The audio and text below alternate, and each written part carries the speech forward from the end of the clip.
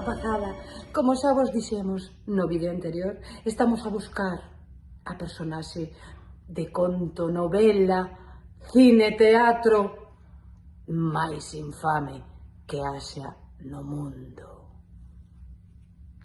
Hoxe está con nós a personaxe máis tola e desequilibrada da literatura infantil e xuvenil. Unha dama de alta alcurnia Que como me definiría? Pois, como unha raíña comprensiva que non perde nunca a paciencia. Son unha persoa extremadamente frágil e cun refinado sentido do vestir. A miña comida favorita. Fresas, tomates, sandías, cereixas, calqueira comida que sexa vermella. Unha frase ou palabra que utilice moito. Que lle corten a cabeza!